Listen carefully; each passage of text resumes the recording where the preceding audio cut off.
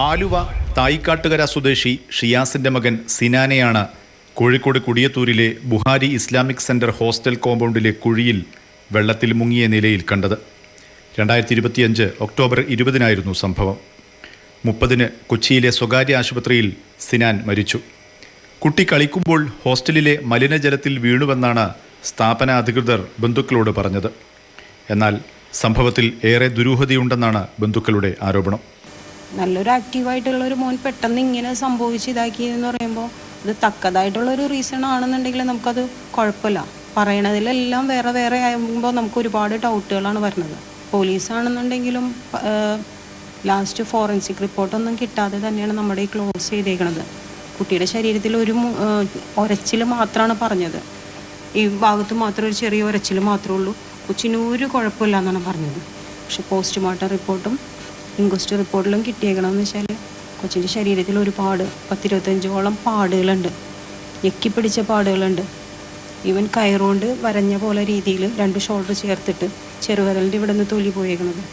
അങ്ങനെയൊക്കെയുള്ള ഇത് നമുക്ക് അതിനകത്ത് പറയുമ്പോൾ ഞങ്ങൾക്കൊന്നും ഒരിക്കലും അത് നോർമലാണെന്ന് ആക്സെപ്റ്റ് ചെയ്യാൻ പറ്റണില്ല. ശരിക്കും ഫുട്ബോൾ കളിക്കിടയിൽ വീണെന്നാണ് നമ്മളോട് പറഞ്ഞത്. ശരിക്കും മോൻ ഫുട്ബോൾ കളിക്കുന്ന ഒരു കുട്ടിയല്ല. ഒട്ടും ഉത്തരവാദിത്തമില്ല എന്നുള്ളതാണ് നമുക്ക് മനസ്സിലായത്. കാരണം വെച്ചാൽ അന്നത്തെ ദിവസം നല്ല മഴയാണെന്നാണ് പറഞ്ഞത്. ആ മഴയുള്ള ദിവസത്തിൽ മക്കളെ ഫുട്ബോൾ കളിക്കാൻ വിടേണ്ട ഒരു ആവശ്യം ഉണ്ടായിരുന്നില്ലല്ലോ. സിനാന്റേത് അപകട മരണമാണെന്നാണ് മുക്കം പോലീസിന്റെ കണ്ടെത്തൽ. ഇതേ തുടർന്ന് ബന്ധുക്കൾ ആഭ്യന്തരമന്ത്രി രമേശ് ചെന്നിത്തലയ്ക്ക് നൽകിയ പരാതിയിലാണ് ക്രൈംബ്രാഞ്ച് അന്വേഷണത്തിന് വഴിയൊരുങ്ങിയത്. ഞങ്ങൾക്ക് കുട്ടിക്ക് എന്താ സംഭവിച്ചതെന്ന് അറിയണം. നമ്മളോട് പറയണ കാര്യങ്ങൾക്കൊന്നും വ്യക്തതയില്ല. ഞങ്ങളുടെ മോൻ എന്തായാലും പോയി. അത് ഇനിയിപ്പോൾ നമുക്ക് കിട്ടിയുമില്ല. എന്നാലും എന്താണ് അവന് സംഭവിച്ചതെന്ന് നമുക്കറിയണം. നാളെ ഇതുപോലൊരു മക്കൾക്കും സംഭവിക്കാനും പാടില്ല. ക്രൈംബ്രാഞ്ച് അന്വേഷണത്തോടെ മകന്റെ മരണത്തിൽ സത്യമറിയാൻ കഴിയുമെന്ന പ്രതീക്ഷയിലാണ് വിദേശത്ത് കഴിയുന്ന പിതാവ് ഷിയാസ്. ഞാൻ കൊടുത്തിരുന്ന സംശയങ്ങളൊന്നും ക്ലിയർ ചെയ്യാതെ തന്നെ അവർ കേസ് ക്ലോസ് ചെയ്യാൻ വേണ്ടി എന്നെ നിർബന്ധിക്കുകയും അതിനോടനുബന്ധിച്ചിട്ട് അവർ തന്നെ സ്വയമായിട്ട് കേസ് ക്ലോസ് ചെയ്യുകയും ചെയ്തു.